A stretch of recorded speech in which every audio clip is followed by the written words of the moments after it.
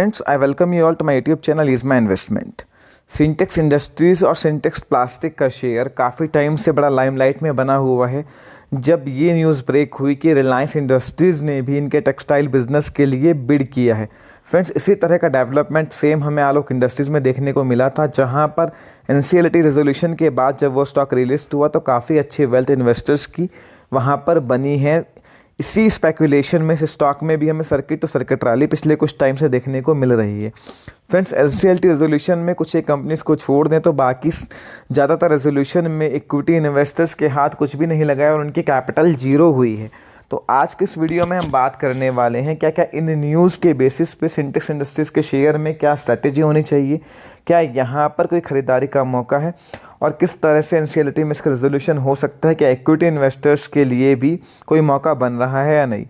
Friends, syntax industries का share पिछले कुछ टाइम में लगभग 3 गुने से ज़्यादा हो चुका है और इसी तरह का मूव सिंटेक्स प्लास्टिक के शेयर में हमें देखने को मिला। दोनों एक ही ग्रुप की कंपनी है। 2017 में सिंटेक्स इंडस्ट्रीज़ की पेरेंट कंपनी से सिंटेक्स प्लास्टिक यानी कि जो प्लास्टिक टैंक का बिजनेस है वो डीमर्ज हो गया था और दोनों कंपनी सेपरेटली लिस्ट हो गई थी। इन कंपनीज़ में एक ज़बरदस्त मूव जो आया है उसका रीज़न कहीं ना कहीं ये भी है कि रुचि सोया और आलोक इंडस्ट्रीज़ में पिछले साल एनसीएलटी रेजोल्यूशन के बाद एक बड़ा मूव देखने को मिला और वहाँ पे इन्वेस्टर्स की अच्छी खासी वेल्थ भी बनी है, जिसके बाद इस तरह के स्पेकुलेशंस जो है शेयर्स में बढ़ने लगे। जहाँ भी जिस भी कंपनी में एनसीएलटी में कोई बड़ा प्लेयर बिजनेस खरीदने का नाम आता है तो वहाँ पर एक स्पेकुलेशंस बनता है और सर्किट रैली हमें देखने को मिलती है।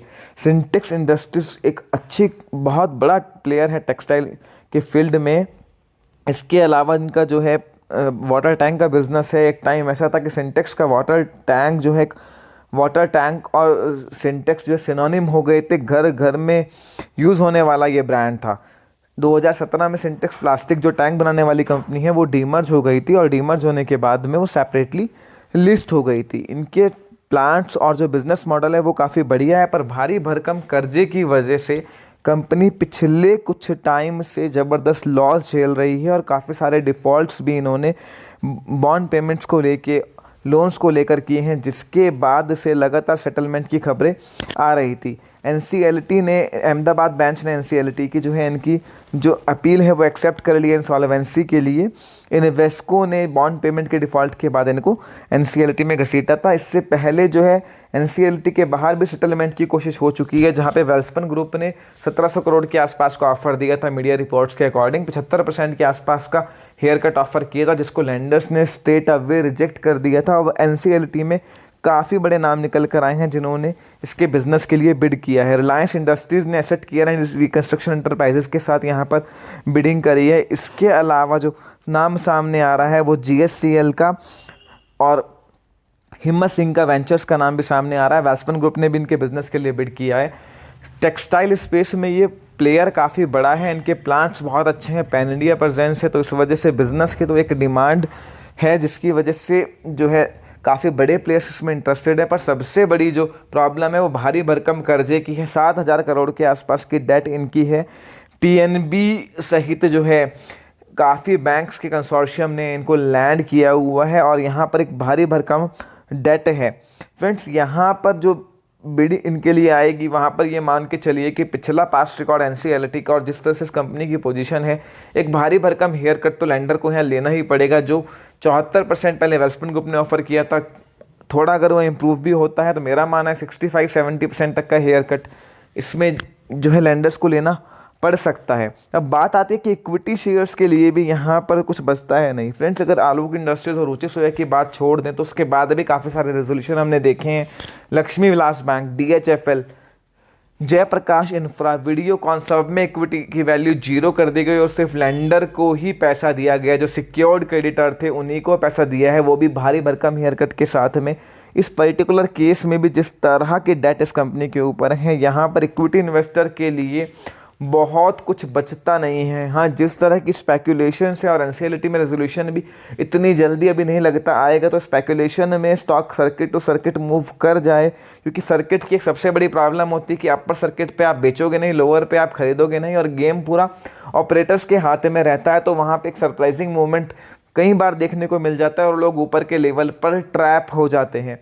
तो यहाँ पर फ्रेंड्स, आप समझने की कोशिश करिए कि जब कंपनी में सिर्फ और सिर्फ डेट बची है और उस डेट में कितना हेयर कट वो लैंडर को देके उस बिज़नेस को टेक ओवर करते हैं, तो ऐसे में कोई इक्विटी इन्वेस्टर को रिवॉर्ड करे उसके चांसेस ना के बराबर होते हैं। जो भी है सिर्फ एक स्पेक्यूलेशन है, एक ऑपरेटर बेस्ड मूवमेंट है। यहाँ पर फंडामेंटली जो है अगर आप देखें तो इक्विटी इन्वेस्टर के लिए कुछ बचता नहीं है। हो सकता है इक्विटी की वैल्यू जीरो हो जाए या फिर शेयर रिलिस्ट हो, तो भी उस केस में कोई बहुत बड़ी वेल्थ क्रिएट हो उसके चांसेस बहुत कम है। क्योंकि रुचि सोया के केस में भी हमने देखा है, भले ही स्टॉक ने एक्स्ट्राऑर्डिनरी मूवमेंट दिया पर वहाँ पर इक्विटी को जो है श्रिंक कर दिया गया था और 10 के बदले एक ही शेयर वहाँ पर मिले थे। तो कोई जो वैल्यू, भले ही स्टॉक 3-4-5 रुपये के आसपास लिस्ट हुआ था, पर जिनके पास आलोक इंडस्ट्रीज़ के पहले शेयर थे जिन्होंने ऊपर के रेट पे लिए थे, वो आज भी उस सेटलमेंट के हिसाब से लॉस या मार्जिनल प्रॉफिट में ही होंगे।